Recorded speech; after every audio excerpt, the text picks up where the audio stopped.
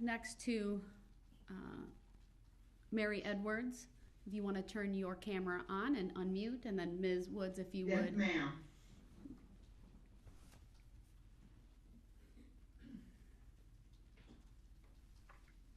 If you want to take her camera. Good afternoon. And I should say for the record that obviously Dawn Woods was the first speaker, and I have Mary Edwards. If you can let me know who's next to you, please. Oh, there's no one next to me at the moment. Thank you. Okay. Are we good to go? I need to know who's in the room with you because I saw them. Oh, that's my husband. Okay. Okay, he's not in the room at the moment. Well, all right. That's okay. He's not here. I just wanted to know I Is saw the someone problem else. with him being here? No, he can be there since I know who it is. We'll just. All right, it's my husband is here.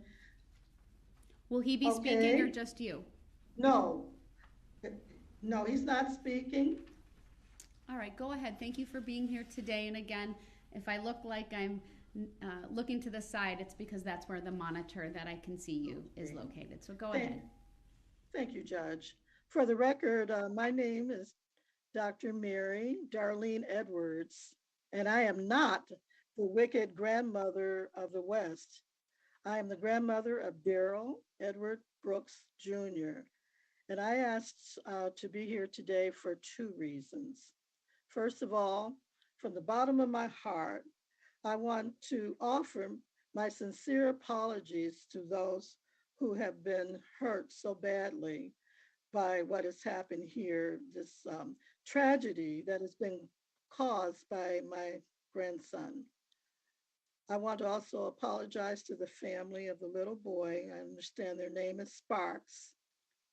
And to all of those whose lives have been damaged by this overwhelming tragedy. As a minister of the gospel of Jesus Christ, I want to give the family and those who've been hurt so badly the scripture, "Blessed are those who mourn, for they shall be comforted." And I say this, please know that it's my prayer that my grandson will sincerely and humbly apologize and ask all of you and God for forgiveness for this horrible, terrible deed. Some of you have said that you will never forgive him. Please do not be like the man who drank the poison and hoped his enemy would die. Unforgiveness is a terrible disease, just like mental illness is.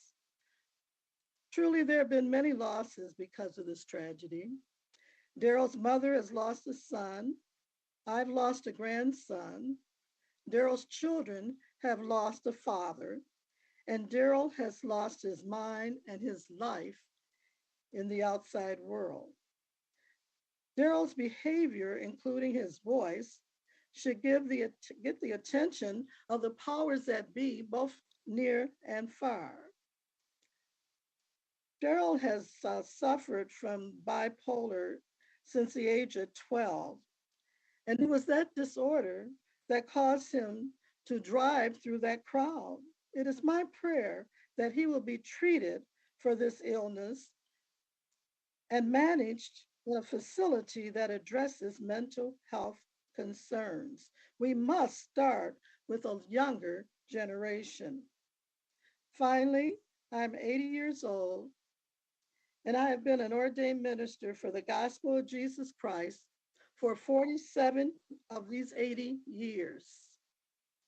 If you look at my background, you will see that God has used my life to bring about positive change in multitudes of residents in the city of Detroit and beyond. I share this information not to boast. That is not my intention, but rather to let you know that I care about people and their well-being. I've spent more than half of my life helping what the Bible calls the least of these, AKA society's rejects. Since this tragedy, I have become a mental health coach. This will help me better understand this horrible disease, which has plagued my family for generations. Presently, there is a church in Detroit that is planning to establish a mental health clinic on the east side of Detroit. Without hesitation, I will support this effort and do everything I can to help those struggling with mental illness. Before I close, I just want to share with you some facts with regard to mental illness. And I got this from the government's mental health website. There's a myth that said mental health problems don't affect me. Many people don't feel like it affects them. That's a myth. It affects everyone. It's a common problem. In 2020, and listen to this, 1 in 5 American adults experience a mental health issue. 1 in 6 young people experience a major depression episode.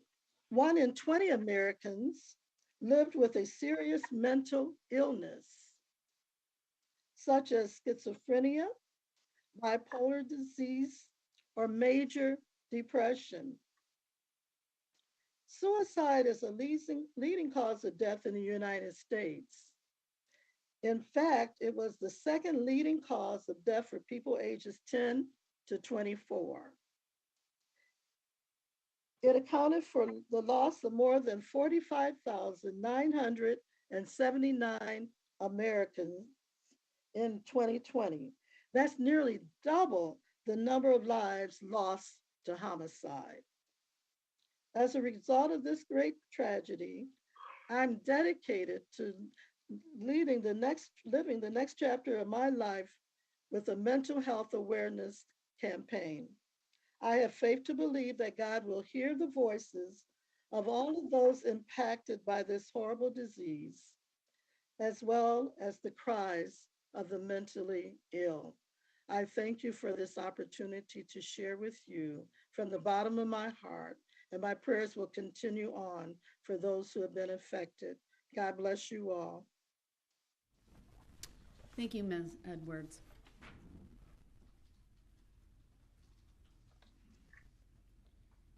Is there anyone else on the Zoom, Madam Clerk? No, and I reached out to Zach and he